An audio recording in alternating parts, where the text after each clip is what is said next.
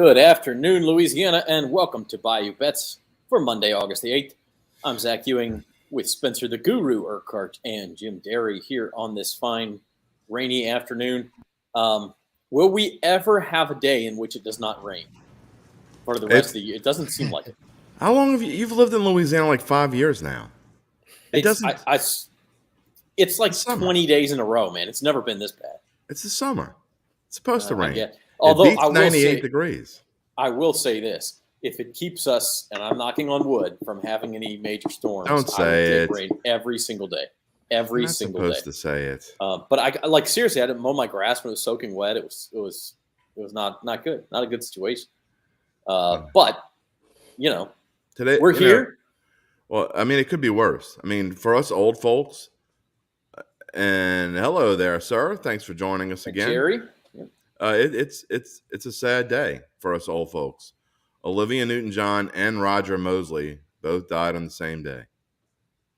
I mean, it is a rainy day, isn't it? I'm old enough I saw Grease in the theater. And Jerry, oh my God, Jim, you are old.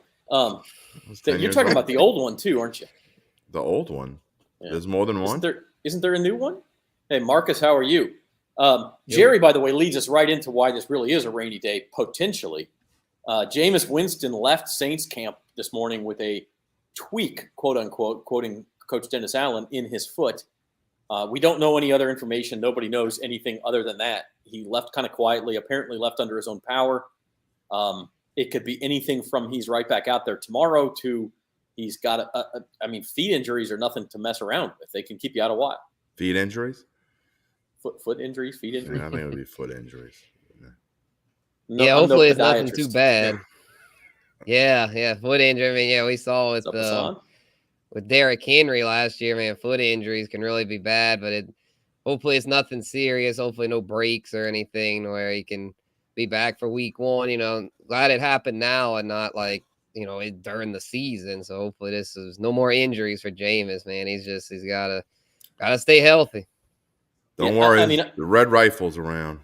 Yeah, that's exactly what I was going to say. I will be worried if we end up having to start the red rifle. But guys, I mean, seriously, compare the red rifle to what the backup options were. Oh, it's not even close. Don't even get me started. It's not even close. It's way better. So now you don't want Andy Dalton starting 17 games, no. But if he starts 2 games, 3 games because Jameis gets banged up here or there, you don't want Jameis to be less than 100%. Andy Dalton can win games in the NFL. He's not Trevor Siemian. I know that's a bad word. Don't say it. You said it. Hurricane and Trevor Siemian in the same show. We're not even 5 minutes in. Somebody look up hurricane names and tell me if Hurricane Trevor is on the list. Killing me, Smalls. In the meantime, we are brought to you here at Bayou Bets by the Caesar Sportsbook. If you have not signed up, you can do so today. Get our special offer, a $1,500 risk-free bet with your first deposit. Go to NOLA.com/Caesars or use promo code NOLA15 for that special offer. Got a lot to get to. We had real-life football last Thursday, the Hall of Fame game, the first preseason game. A full slate coming this weekend, including, guys, the Saints playing against the Houston Texans. We're going to wrap up our NFC West previews with the Seahawks, who we didn't get to on Thursday. We're going to talk a little AFC North. That's the next division. And then also coming up here in just about 5 minutes, we have Steve Tasker, a Buffalo Bills broadcaster, and you may remember him as a former wide receiver, kind of special teams ace for the Bills. He is going to be on the show at 4:10 to talk some Bills with us, talk some AFC and some playoffs and all of those sorts of things. He was on those great Bills Super Bowl teams of the 90s. So excited to talk to Steve Tasker. So full show. We'll do some college football and some Major League Baseball. Scott Norwood? Probably not. Probably not. I mean, you can if you want, Jim. But we want him in a good mood for us. Yeah, don't make him leave on us. All right. I won't bring it up. The Saints preseason game, as I mentioned, is on Saturday night. It's on Fox 8 New Orleans. It's WAFB in Baton Rouge. I apologize. I didn't look up Lafayette, but if someone knows, put it in the comments, and I will put it up there. Saints are 1.5-point favorites, a typically low preseason spread of 33.5. Honestly, I was going to ask what to watch for, but I think the thing to watch for would be if Jameis Winston kind of gets his customary series here for the starters, then he's okay. That's one thing to watch. I doubt it. I mean, I don't think he would have played even if it's possible not. I mean, I don't think they're going to risk that. I think you'll see him at some point in the preseason if he's healthy enough, but I mean, they're not going to risk that. I mean, he may get a courtesy. I mean, the way it was going, even at the end of Drew Brees' career, I don't think he played the last preseason he was here at all. I don't think he played a single down. So I would be surprised if you see any Jameis. Well, and not only that, but I guess the other question would be how much Andy Dalton do you want to see if you think you may need to start the season with Andy Dalton? Yeah, a series or two. Ian Book will be the guy, I think. Oh, a lot of Ian Book. A lot of Ian Book, I bet. Yeah, hopefully better than last year because he's still a guy that's there. I mean, hopefully he can have learned and another year and under the system and can show a little something. I know a lot of times they make fun of him, but I mean he's somebody that he's organizational depth. You want him to at least be competent. Yeah, we talk about this all the time that these are exhibition games for the coaches and players, but there's no such thing as an exhibition bet. So is there any lean here for you guys? A lot of times in the preseason, I like to play the team that's favored just because these games tend to be so close and hard to predict that somebody somewhere has a reason to favor one of the teams over the other. So why not? Yeah, am I off base with that? I would say why more than why not. I mean, you got to be a true degenerate. Now, granted, you get to do best bets for that day, so I don't have to worry about it. But I'm not into – there are certain things I will bet for preseason, like the Ravens for some reason, who we're going to talk about in a little bit probably. But the Ravens, for some reason, they go gangbusters in the preseason. John Harbaugh loves to – he's like old – yeah, he's like old school. And they used to preseason actually used to semi-matter because – the fans would get they used to play 6 back when I was a little kid. Is that when Grease came out or before that? Grease came out in 78. They stopped doing 6 preseason games after the 77 season. So, wow, very close. Yeah. Yeah, real close. But preseason used to matter a little bit more. And in fact, I think as recently as maybe 15, 20 years ago, you would see the starters play more and more by the third preseason. Now, they wouldn't play at all in the fourth game usually. But in the third preseason game, the starters would go into well into the third quarter. And they don't do that anymore. They just don't want to take any chances at all. And I don't think it'll be too long. Spencer will probably be by the time Spencer's my age, I think there will be no preseason whatsoever, maybe even before that. I could see doing one just because to figure out those last few roster spots, it can be helpful. But boy, it does seem like it's gone the way of the dinosaur. They're going to have an 18-game regular season before too long, and when they do, it'll be interesting. I think it'll just be 2. Well, I don't know if they'll do 2. They may not even do 2. I think they may do like glorified scrimmages or something along those lines. They were talking about if they do an 18-game schedule, the players wanted to get rid of preseason altogether. So that's possible. Yeah, let's do like 7-on-7 tournament. Yeah, something like that. Yeah. James is here from Chicago. He says, "Who dat? Fan since the Bobby Bear days." Look, Steve Tasker's going to be on in a few minutes. We'll ask his opinion of the Saints as well as, of course, talk to him about the Buffalo Bills. In the meantime, we wrapped up our NFC West previews late last week and today. And the one team we didn't talk about in Thursday's show was the Seattle Seahawks. Not a whole lot to get excited about here. No, I mean, not at all. Yeah, go ahead, Spence. You can talk about if you want to try to the fantasy perspective with the Seahawks, besides DK Metcalf and Lockett, go for it. Yeah, they actually had the rookie running back has some promise. I feel like Kenneth Walker, because he's not going to start right away with Rashad Penny, but Rashad Penny, one of the most injury-prone running backs in the game. So I feel like once he suffers his inevitable injury, then Kenneth Walker could actually have some value there because Pete Carroll's old school. They love to run the ball. But yeah, just overall, though, not a whole lot to like there. They're clearly in rebuilding mode, pretty much just tanking for that 2023 quarterback because their quarterback, they have by far the worst QB situation in the NFL. You can't win in the NFL with a Mizzou quarterback. I'm sorry. That's uncalled for, man. Drew Lock shots fired on a random Monday? I didn't even have my arm on for that one, man. Chase Daniel. I didn't even have my arm on for that one. Why the hate? No hate. Chase, fine if he's your backup. Brad Smith became one hell of an NFL kick returner. Brad Smith was a quarterback until he got to the NFL, and they realized that's right. This and dude's he was way better. Yeah, he was a great kick returner. I agree. He had several returns. Just don't have him as your quarterback. Well, you could trick plays. I think he threw a touchdown pass here or there and a trick play. Drew Lock can throw it real far. We just don't know what's going to happen when he throws it. That's right. Which uniform may be trouble. In fact, they open up against the Broncos, which is Drew Lock's old team, and of course Russell Wilson. That's real funny. Yeah. Drew Lock may need to figure out which jersey he's throwing to. Yeah, really. Starting that one. So here's your NFC West odds. Obviously, the Seahawks are the one that does not look like the others here. 18-1 even to win this division. Very well might be the worst team in football. But other than that, a very competitive division, Jim. There's no way they're worse than Atlanta. I mean, they're definitely better than Atlanta. I mean, just DK Metcalf and Tyler Lockett and Noah Fant and that's better than what Atlanta has, and their defense is better than Atlanta's as well. But still, I mean, even at 18-1, you're always looking for value. There just isn't any here. Those other three teams are so much better than them. I mean, this would be more shocking than the Bengals going to the Super Bowl last year. I mean, obviously we get shocking things that happen, but usually you don't get two monsters in a row. I mean, the Bengals, frankly, were a monster but even then, I mean, you go into the season, I mean, Joe Burrow, we didn't know what Chase was going to do. They still have Joe Mixon. I mean, and the defense was good enough. Obviously, they had offensive line issues that they hopefully corrected going into the season. But, I mean, the Seattle Seahawks are just, man, you can't touch any of those numbers. I like the under at 6. I still like the under, but I'm not going to play it. I think it's just a stay-away team for me. And I think they go 0-6 in division play. Yeah, it's hard to – I mean, you talk about taking a flyer on a bomb like you hit on the Bengals to win the AFC last year.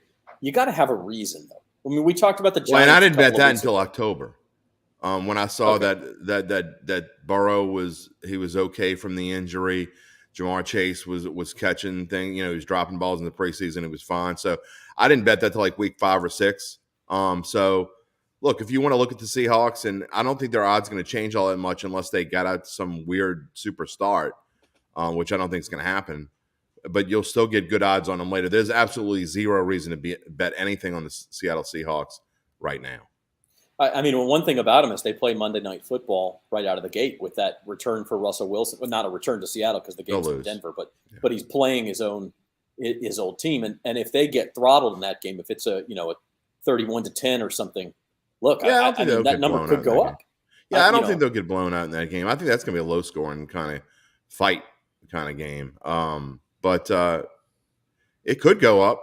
But, yeah, there's just no reason to play it. Their schedule is a little bit easier the first couple of weeks than some of the rest of the division. But, look, when you got to play the Rams and the Niners twice and Arizona, I mean, maybe they can pull one out against Arizona. I don't know.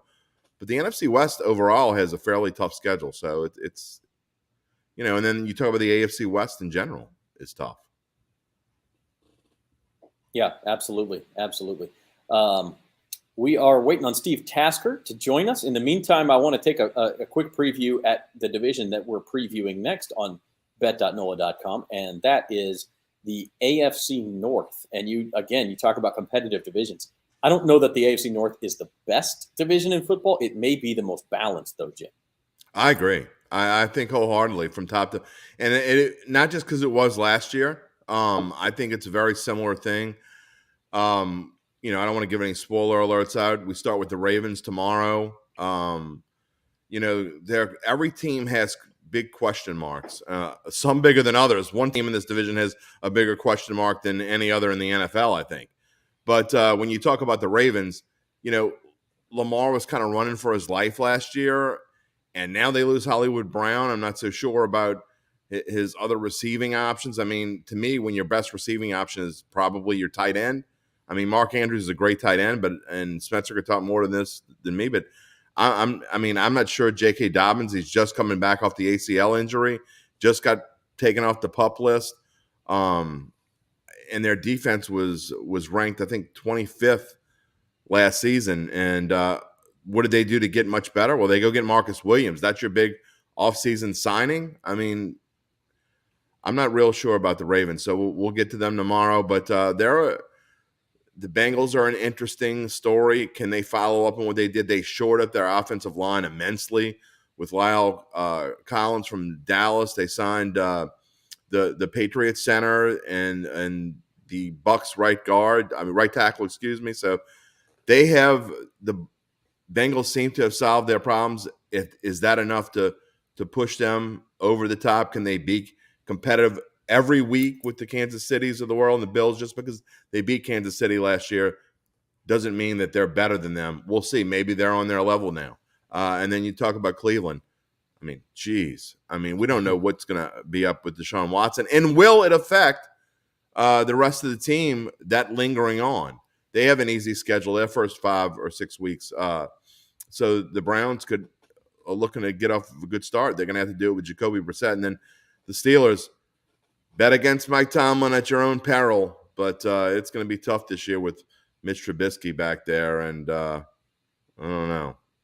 Yeah, I don't really want to bet against Mike Tomlin. I don't know that I want to bet. Just don't bet on right. Exactly. But I should mention, and Steve Tasker's here, and so we'll get to him in a second. I do want to mention, as we're talking about the AFC North, our Bayou Bets odds boost at Caesar Sportsbook for today only. This just goes to midnight tonight, Monday. So if you want to get it, go bet it.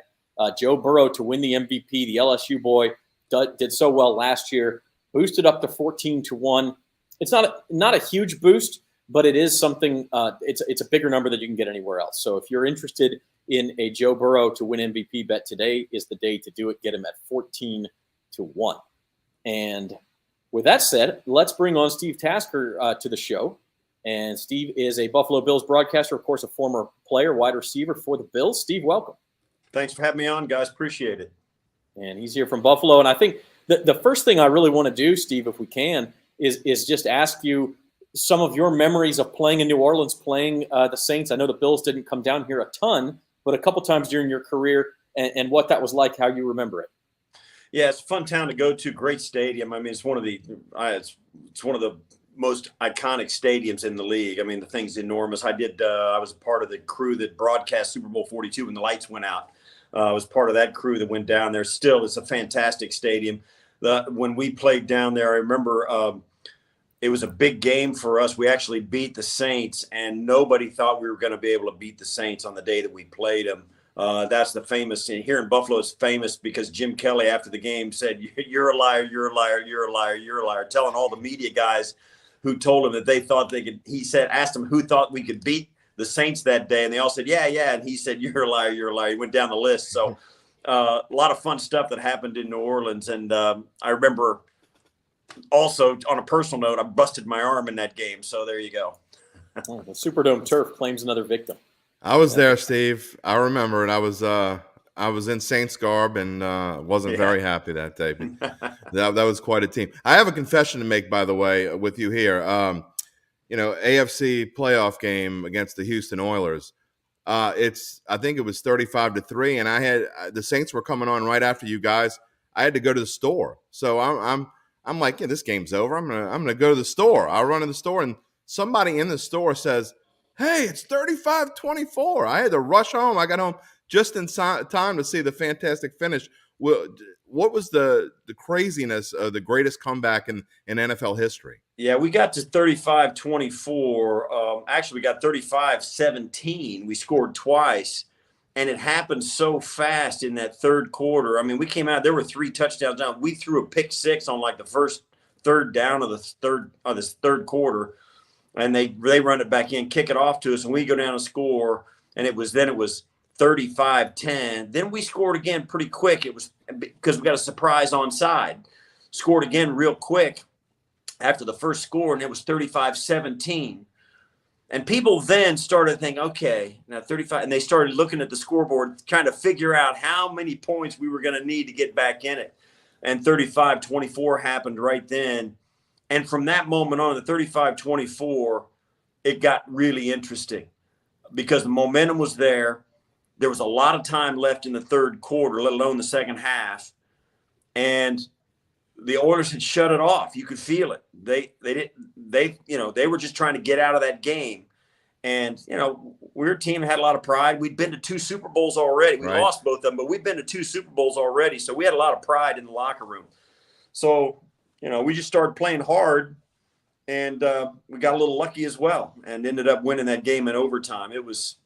You could feel it though. You could feel it turn early in the third quarter, and the Oilers were just trying to get out of there, and they never were able to really turn it back on for any length of time, and we took them.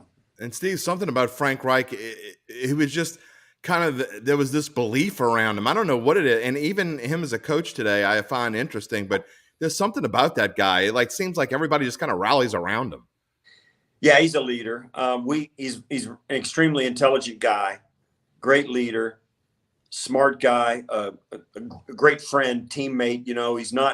He's not one of those weirdo, really smart guys who's, nobody can relate to. He's a great locker room guy, but he's also really intelligent. And, guys do this all the time now. They see their teammates and stuff and say, that guy's going to be a head coach, or that guy's going to be a head coach. It used to be a favorite pastime of players, because it used to be only players would go into NFL coaching. Now it's a profession that guys get into whether they play football or not. But back then, you kind of tab guys that were in line to be a coach. And Frank was one of those guys for our team. A lot of us really believed that someday he would be exactly where he is now, a head coach in the NFL. The only regret I think from that game is that live betting was not readily available. Because wow, can you imagine? No, can you imagine? You got the Bills at plus 24.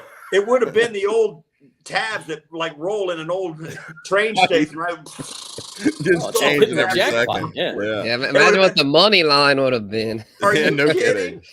Unbelievable. Yeah, unbelievable. But yeah, you're right. It would have been absolute insanity on a day like that.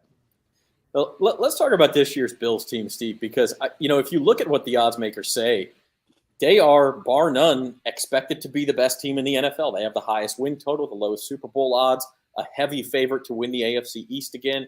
The sense you get there in Western New York, obviously there's a lot of hype, and this team has been to the playoffs the last couple of years and not quite gotten to the promised land. Do you see this as being a team capable of doing that?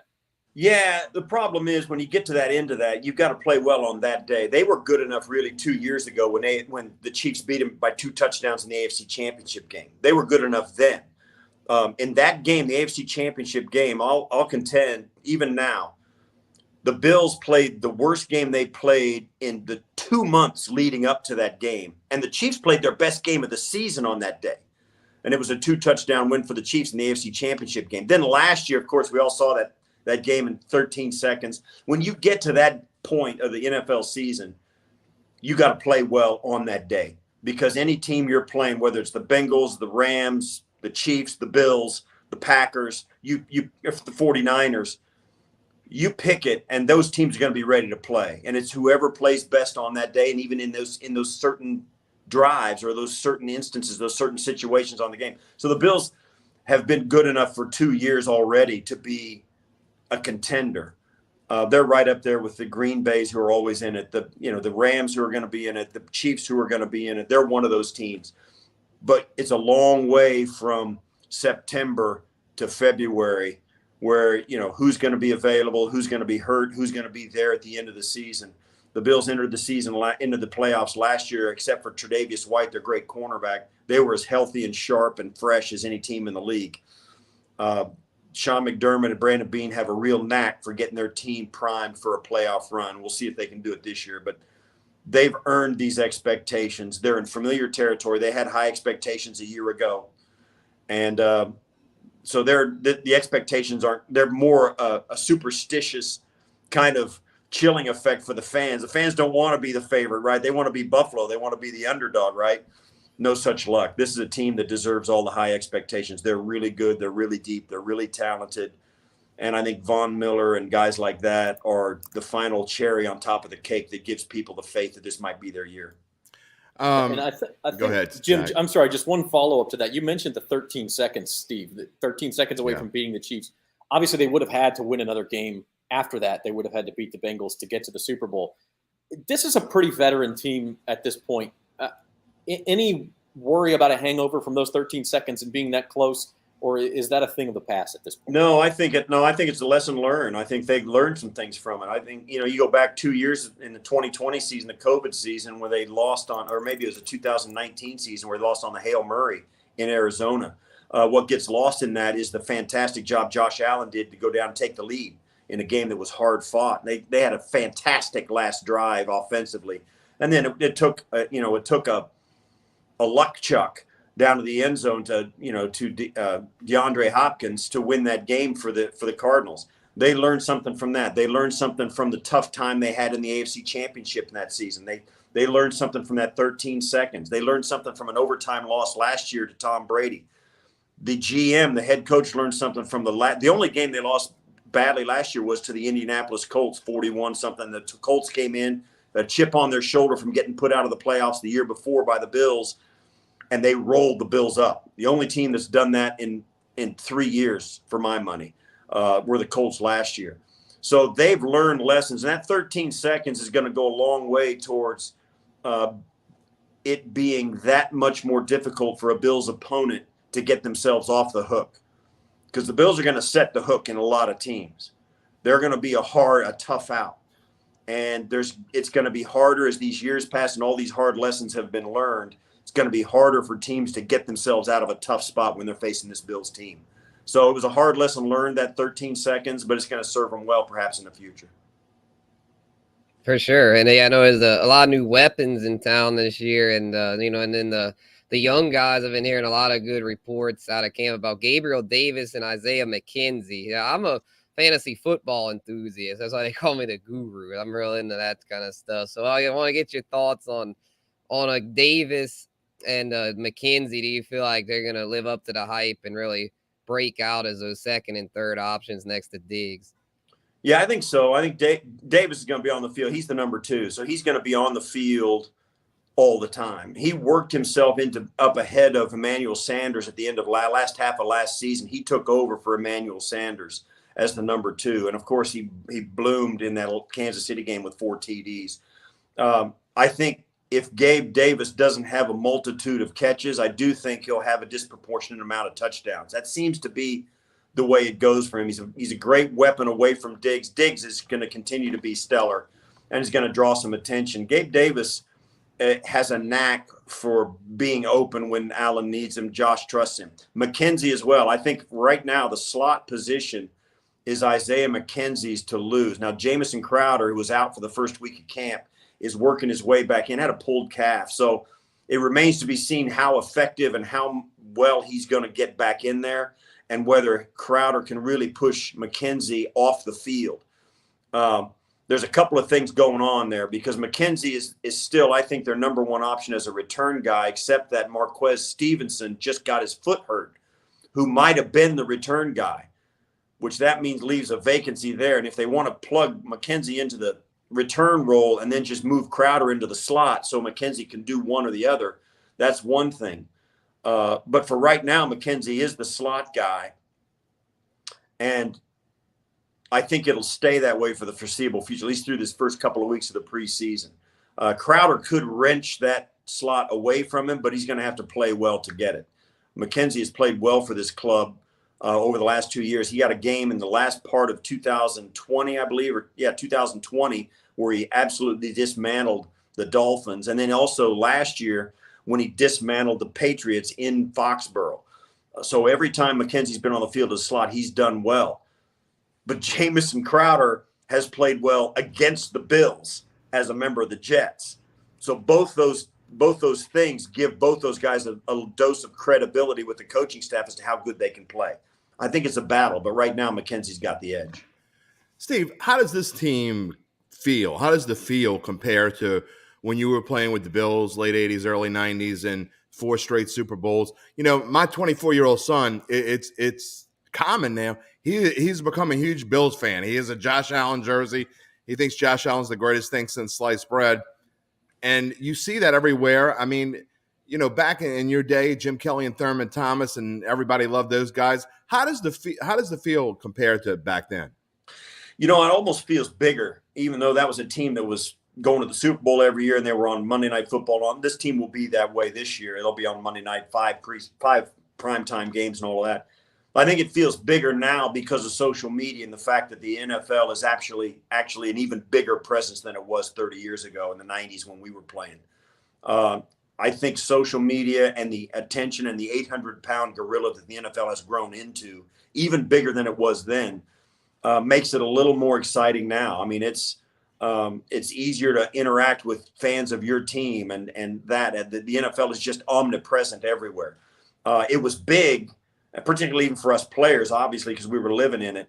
But it's bigger now and more. It grabs more interest now, and fans can have that appetite quenched more now with social media and all the media outlets that are available than they were that back then. So I think it even seems more exciting now, and the expectations and everything is out there. If you want to find out something about any team, man, it's a click away on your phone, and that makes today's NFL just that much a bigger part of our lives. And I think for that reason, I think it's more exciting, and the buildup is even greater than it was back then. Obviously, two different kinds of quarterbacks, but how do you compare Jim Kelly and Josh Allen?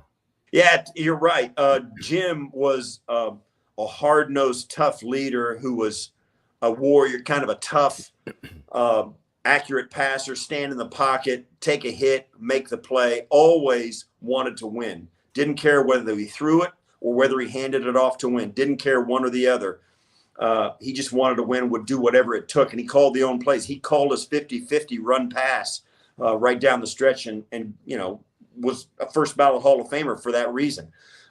Jim came into the Bills, and I'll argue even to this day, no player in the history of the National Football League arrived at an NFL team with higher expectations and a bigger weight on his shoulders than Jim Kelly arrived in Buffalo, and he ended up being a first ballot Hall of Famer. Josh was really polarizing when he arrived in Buffalo. You loved him, you hated him, you thought he was going to be great, you thought he was going to be a disaster, and he earned it on his own with his leadership, with the kind of guy he is, and obviously with the way he has played and been in the MVP conversation a couple of times. So they're a little different that way. Both are great quarterbacks. Both have strong arms. But Josh, in today's NFL, is everything you need. I mean, he's an athlete who can take it, tuck it under his arm, and run. He's one of the best, if not the best, short yardage back in the NFL, just because he's got the ball in his hands all the time, and he's nifty with it in his hands. He's not just a stiff. So Josh has an element to his game that you need in today's NFL that Jim never had a use for. So both of them are great quarterbacks. Both of them play at an extremely high level. And I know Bills fans love both of them.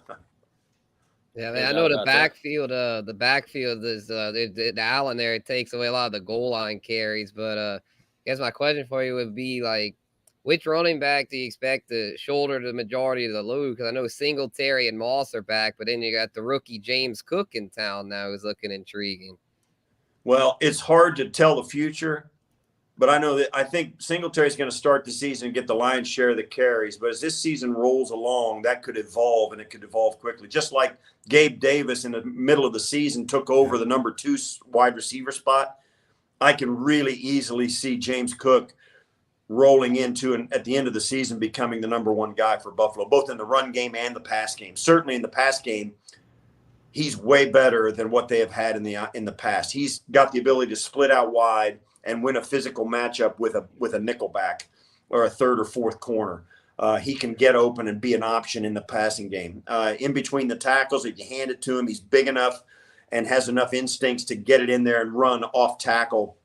And, of course, with the wide zone reads as well. The guy's great. So even though it won't start out with, I think, James Cook being the number 1 guy, it's easy to formulate and come up with a scenario where you can see James Cook slowly but surely taking more and more snaps away from Devin Singletary, Zach Moss, and even Duke Johnson. Well, speaking of sort of foretelling the future, Steve, we'll put you on the spot here, and obviously the Bills are the Super Bowl favorites. Give us a team in each conference, an AFC team, an NFC team, that you could see surprising and making a run. Maybe not quite as big of a surprise as the Bengals were last year, although it could be. But which teams do you have your eye on? Well, I think the Ravens are going to be really interesting. They were nicked up bad last year. They've got Lamar Jackson, who's going to come back with a vengeance. He's playing for a new contract. They're also one of those teams that is a real problem for NFL teams that are built to beat everybody. If you're going to beat everybody in the NFL, everybody throws the football all over the yard. The Ravens don't. you got to put your big boy pads on and have a plan against their running game and Lamar Jackson's elite speed. The Ravens are a problem offensively for teams defensively. They're a tough matchup because they're completely different than any other offense. And when you get into those kind of games where, you're going to try and prepare for the 15 teams that you play, 16 teams that you play, and the Ravens are the 17th. Well, if they give us problems, we'll kind of do what we can do on that week. Even in their division, you might do some things knowing that you got 2 games against them. But even so, you're lining up to play 15 teams in the league. You got to bear up and try and beat the biggest majority of those. That means you have coverage linebackers, you got pass rushers, you don't have big defensive tackles, you don't have big 255-pound inside linebackers, you don't have guys that can bear up in the run game. You're built to cover the pass and play in space. I think for that reason, the Ravens have a real edge on a lot of teams. They're able to play big boy football and throw it just well enough that in a league like this, they can catch some teams in mismatches that they are just not ready for and don't have the roster to beat. They don't have the roster to beat the Ravens in that kind of game. So I think the Ravens are a real interesting team. I don't think Lamar Jackson is going to throw for 5,000 yards, but if he throws for 3,500, 3,700, 3,800 yards, the Ravens are going to be a tough out. They're really going to be a tough out. All right. And then how about an NFC team? Anybody catch your eye over there? Yeah, I think the NFC, to me, it starts with the Rams. It starts with the Packers. It starts with the Tampa Bay Buccaneers. And there is a big gap from those 3 down through the rest. You might say the 49ers, okay, maybe. Dallas, okay. They've got a division that they may be able to breeze through again. But I'm telling you what, I think it starts with those big 3, Tampa Bay, Green Bay, and the Rams. And I think the distance between number 3 and number 4 is just a little too much this season. Okay. And before we let you go, Steve, we'll ask you kind of from afar your thoughts on the New Orleans Saints. A very good defense last year. You saw them up close on Thanksgiving. That was not the full New Orleans team, obviously. Right. Very much injury-riddled season. Yeah, what do you think if they can stay healthy this year? Yeah, if they stay healthy, I think Jameis was playing better than we've ever seen him play last year. I think that's still in there. He rolled his ankle today in practice, and I'm not going to get too wrapped up in that. He'll, I hope it's not bad. But if Jameis Winston comes back and plays 100%, I like him. He's got a live, strong arm. He's courageous with the football. And last year, remember, before he went away, he had really, really improved his ability to stay away from the big mistake. That's what his bugaboo was in Tampa Bay. That's why he's still not a Tampa Bay Buccaneer. And I think they're a really intriguing team. Dennis Allen has been around the block once as a head coach out in Oakland for the Raiders. I think this time around, having sat there and watched Sean Payton do his thing, I think Dennis Allen is the right guy for the job. I like the Saints, particularly even in that division. They're one team who has consistently given Tampa Bay fits. And if there's a team that's going to be a surprise division winner, I don't think there's any question it could be the Saints. Echoing our thoughts a lot over here. Trying not to be biased, but optimistic down here on the Bayou. So Steve Tasker, MSG broadcaster in Western New York, and almost said MSY, but that's the New Orleans airport. MSG, other part of the country. Steve Tasker of the Buffalo Bills, we appreciate you joining us. Thanks, guys. Appreciate you. Thank you, Steve. Thank you, Steve. All right, that was great. Glad to have Steve on. And I think that's the best. I mean, no offense to anyone, and I love Adam for what he brings to us, but as far as like experience and knowing what his surroundings and what he covers and where just the experience he had as a player, I think that was one of the greatest interviews that we've had in the first year of the show. I thought that was fantastic. No, that was great, and our thanks to Steve Tasker and to Caesar Sportsbook for hooking that up. And hey, you never know, down the road, Bills almost certainly going to be in the playoffs. We look at their odds. I think they're like minus 400 to make the playoffs. Man, Saints could get there. Maybe we get Steve Tasker back on down the road. You are watching Bayou Bets on bet.nola.com, and Zach Ewing with Jim Derry and Spencer the Guru here. We'll wrap the show up with a couple of other things. By the way, a couple of reports out there that the Jameis Winston injury not expected to be serious. So still no official word, but that's what I'm seeing out on the Twitterverse. So hopefully that is the case, and we'll know more when we're back with you for the fantasy roundup tomorrow and for Bayou Bets on Thursday as well. And, Zach, the only injury you really walk off the field under your own power, and it's serious, and is an ACL injury. So I mean, if you can walk off the field under your own power without a noticeable limp or anything like that, then you're probably okay. 9 times out of 10. As Spencer mentioned, August the 8th is when you take super precautionary measures on this stuff. If he doesn't feel right, get him off the field, get him checked out. If it's September 8th, he probably stays in practice, because they've got a game in 3 days and it's important and all of those. Spencer's going to go draft the red rifle now. It's all right. oh hell no. Only in a super flex league. A 4-quarterback league. Yeah. A reminder, by the way, speaking of quarterbacks, if you want to bet Joe Burrow to win the MVP, if that's something maybe you had on your plate anyway, today's the day to do it. Only until midnight tonight. The bet.nola.com Bayou Bets boost on Caesar Sportsbook. Look for our bet.nola.com logo boosted to 14-1 just for today. So get on that. The other news from this morning, guys, the coaches poll, the USA Today coaches poll comes out for college football. LSU not ranked for the first time since 2000, I think it is. Or should they be? No, I mean, I'm not saying they should, but it is a new era for sure for LSU football.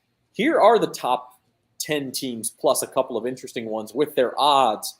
And as is always the case, the rankings do not always match up with the odds. Notre Dame and Michigan, 5 and 6 in the country, they have the same national championship odds as LSU does, 50-1. And then you see further on down the list, USC's 22-1. They're only number 15 in the country. Texas got the number of parentheses as first place votes. Texas got a freaking first place vote, and they're 18th in the country. That person should be stripped of his vote or her vote. It's the coaches poll. Steve Spurrier used to give Duke a vote every year when they were terrible. I mean, stuff happens. It's the preseason poll, but it is interesting to look at. I find Notre Dame highly interesting. Are they going to have?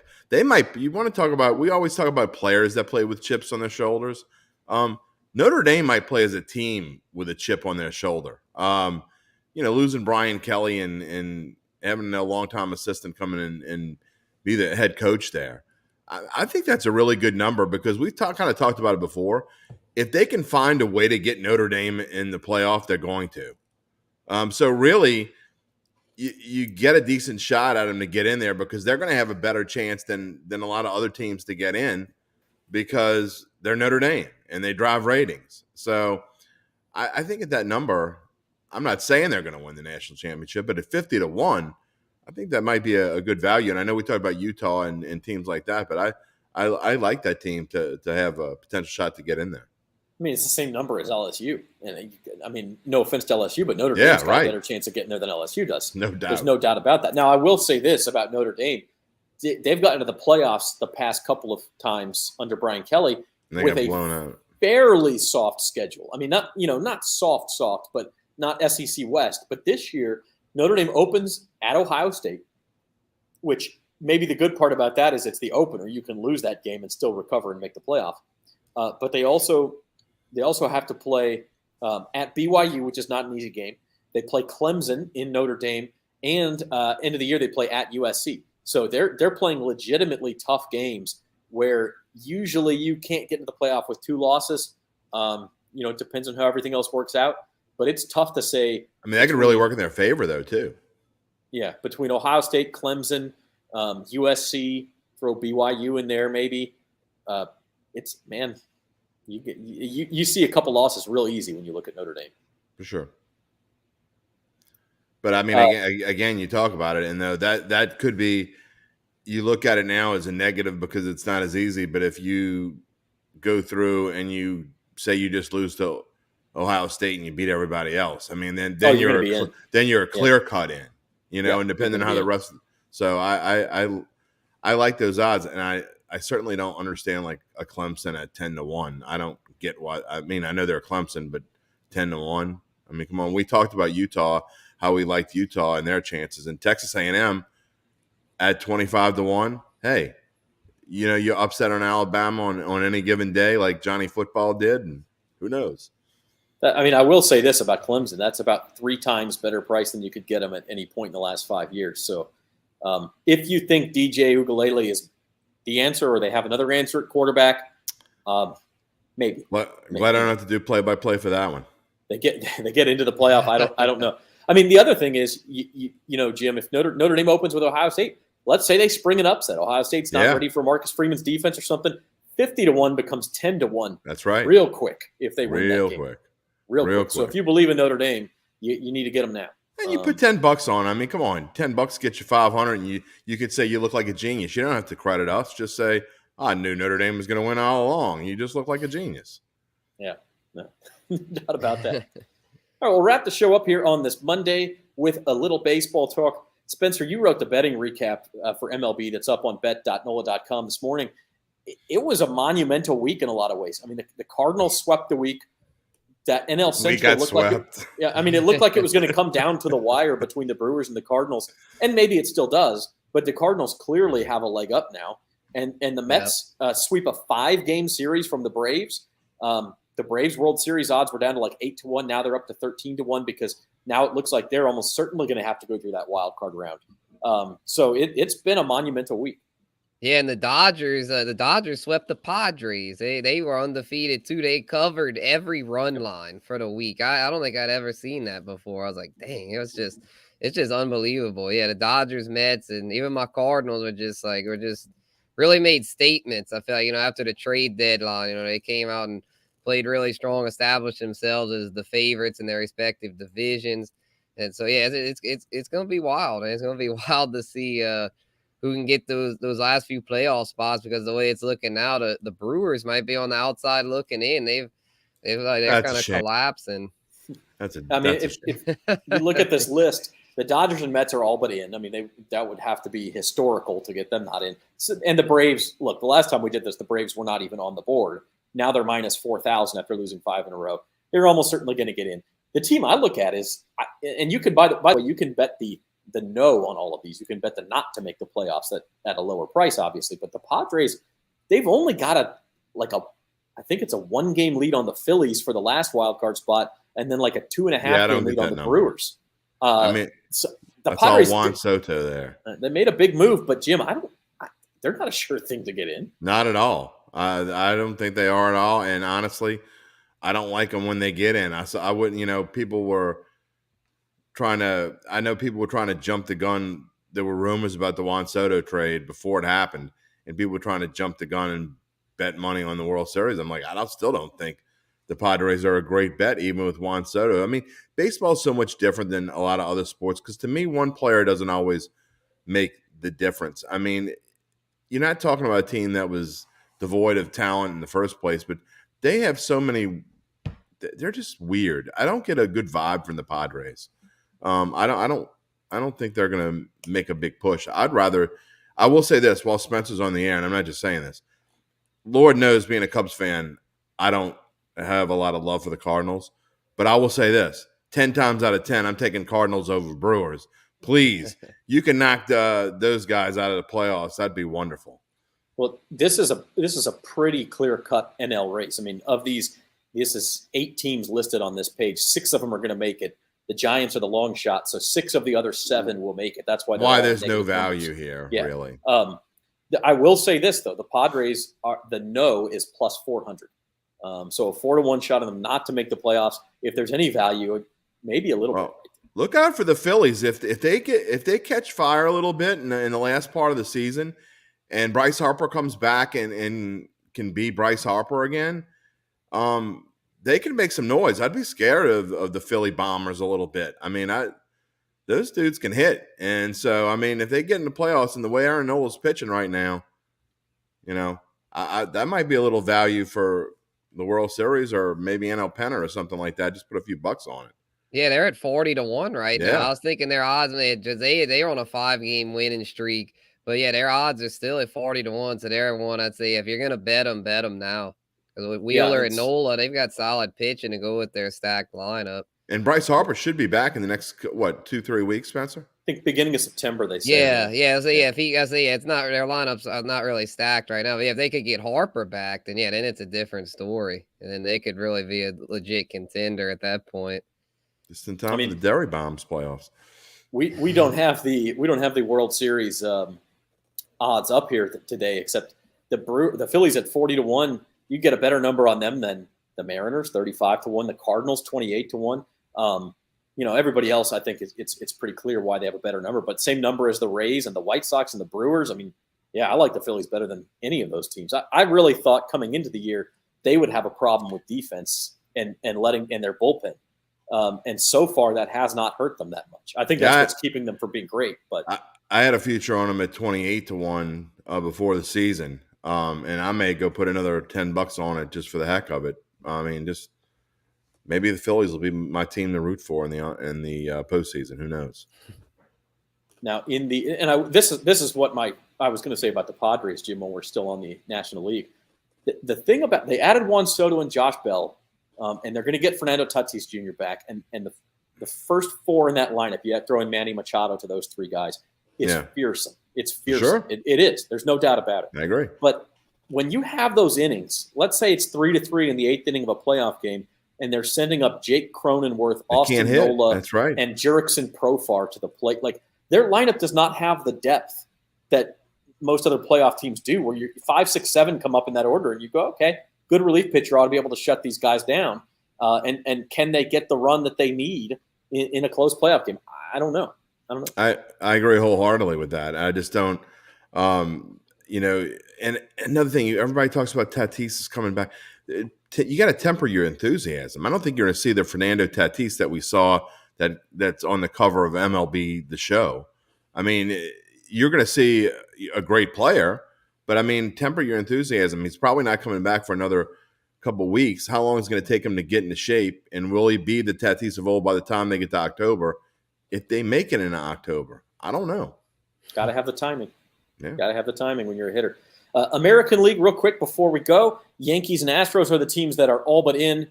Throw the Blue Jays on that list too. I think, I don't know, minus 1,300, no value there, obviously, but they're probably 90+% to make the playoffs. And after that, this is a lot more wide open than the National League is. There's still teams all the way down to the Orioles at the bottom of your screen, to where if they rip off a 9 out of 10, they're right there in this wild card race. Yeah. I mean, I don't see like the Orioles or the Red Sox really doing it though, because of the division's so tough. But it is possible. Definitely more options there in the AL, or the AL Central race is really interesting. I'm thinking the Twins, I like what they did at the deadline, adding Tyler Mahle and the bullpen reinforcement. So I'm thinking they can eke out the White Sox. But, I mean, the White Sox have a lot of talent, so I wouldn't count them out either. And then the Guardians have good pitching. So I'll probably go with the Twins if I had to pick. So I think there is a little bit of value there with the Twins at minus 115. But, yeah, it's just a lot of unpredictability here. And then we saw the Yankees this weekend had chinks in their armor. Yeah, the Yankees did not look good. I think they'll be fine, clearly, to win the division and get the bye. But it is interesting, Spencer, you bring up those Central teams. One of those three has to make it. One of those three, and it could be more than one, but one of those three will win the division. So that's where my eyes went to immediately as well. Yeah, I don't think it's going to be more than one. And I'm with Spencer. I kind of like the Twins, and the Guardians actually my second choice. The White Sox have not been consistent enough for me to think they're going to be able to pull something off. Although they have got themselves back in contention, they weren't there for a while. Yeah, you got too much talent not to. I'd be scared if I was a Twins or Guardians fan. And as a Mariners fan, I may just go bet Mariners to miss the playoffs plus 340 man, come on, put some armor on my heart, man, because it's been 21 long years. They got to make it now. Julio will be back. It'll be all fine. Julio back this week. There you go. In fact, Yankees-Mariners this week, starting tonight, so that'll be interesting too to see if the Yankees far away from home can kind of stop that slide. So if the M's play in the playoffs in Houston, you're going to make the trip, I guess. Oh, I'll walk if I have to, man. 21. I was a senior in high school. Vlog it. Sounds like a bet.nola.com crew trip. Road trip. Yeah. I was a senior in high school. The last time the Mariners were in the playoffs, we used to have to my high school soccer team, we used to have to bus down to this area. A senior in high school then? I was a senior in high school in fall of 2001. And we used to have to take the bus up to this little town that was like 15 miles north of Albuquerque, where they had this just beautiful soccer complex. So we played all of our games up there. And I had a little pocket TV. This is before the days of streaming. I remember. And the little pocket TV, Sony you pull the pocket antenna up, you could tune into the big four: Fox, CBS, NBC, ABC. Playoff game would be on. Boy, I would sit there and watch that Mariners playoff game on my way up. And they have not been – the freaking era of pocket TVs was the last time they were in the playoffs. So, come on, boys. Come on, boys. Got to make it. Longest drought in professional sports. Yeah, well, I mean, you got to remember, until 2009, I mean, my favorite teams had done squat. So Saints had never won it, and the Cubs hadn't won it since 1908. So I think that was a little before pocket TVs. So you're saying there's still time in my life for this to turn around? Yeah, when it happens, it'll be all worth it. All right. I like that. Spencer's spoiled. The Cardinals win like every third or fourth year, so. It's been a little while now with us, man. It's been over 10 years. Everyone assumes we always win, but yeah, it's been getting a little drought. We need to shake back.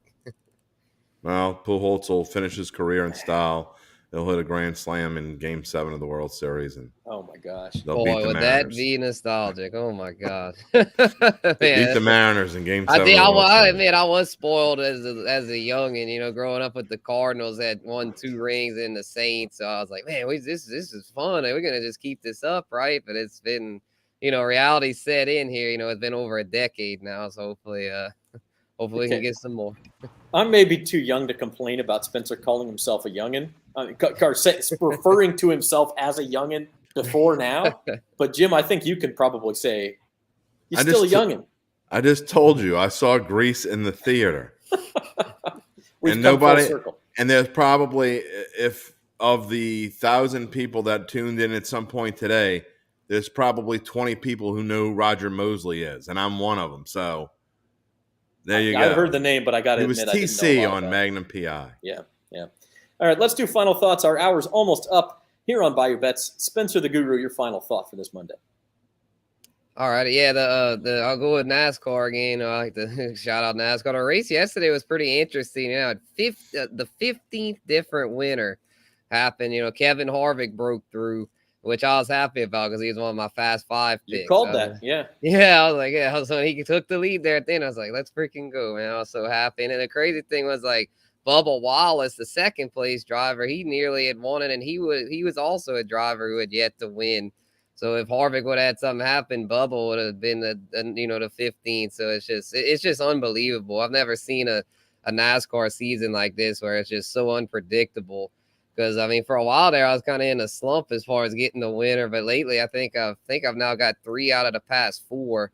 So yeah, it's been fun keeping up with the old NASCARs. And by the way, the other weekend happening, Tom Kim might be the next new big name in golf because that guy was unbelievable at the Wyndham Championship. He quadruple bogey. He had a snowman on the first hole of the tournament, and then finished 20 under. Another 5-figure job for Uncle Big Nick. Woo! That guy was hot. I had him in a DraftKings lineup and made $30. Yeah. So I'll claim that. But yeah, I had a withdrawal that cost me a 6 out of 6. Anyway, you don't want to hear my sob story. Jim Derry, your final thought. Oh, well, I'll give a sob story. That'll be my final thought. It's been an absolutely brutal few weeks of betting, and it goes to show that, I mean, look, I kind of felt it, so I really haven't put a lot on the line these last. I've focused most of my my betting money towards futures, so I haven't bet a whole lot I haven't bet nearly as much on golf as I normally would bet. I haven't bet hardly any baseball, just a little bit here and there, but I've pretty much lost everything I bet in. I'm card dead in poker for a month. I get a brutal second place finish in golf this week that would have netted me like $12.50 off of a $7 bet, and I'm not talking about $12.50. So you just got to fight through them. You fight through them, and we've seen in daily best bets. The last time we were in about this position, we went on about a 6-week heater, and we got our our overall number in the positive. So that's what we have Spencer here for. He's going to get us back in the black now that he's full time, and give him a little cheerio. But you got to fight through it, and I I think part of it is because I've been spent so much time with these. It's no coincidence that I've stunk in bets while I'm spending all this time looking at NFL futures. So I guess my focus has been elsewhere. And we go to the AFC North tomorrow. Shows you the value of research. But check out those AFC North previews. Baltimore Ravens kicking it off tomorrow with the betting preview in the morning, the fantasy preview in the afternoon. My final thought is the Jameis Winston injury or tweak or whatever you want to call it. I think the way you react to it, because you see everything on Twitter from, oh my God, the season is over, to, he'll be fine, he'll be back out there tomorrow. It tells you a lot about the kind of personality you have, right? Yeah. Are you a glass half full fan or a glass half empty fan? I happen to think he's going to be fine. I think it's time to take a deep breath. Maybe he misses a day or two of camp by Thursday when we're talking back here at 4 o'clock. Jameis will be back out there. So until then, for Spencer the Guru and Jim Derry, I'm Zach Ewing. Thanks for watching Bayou Bets.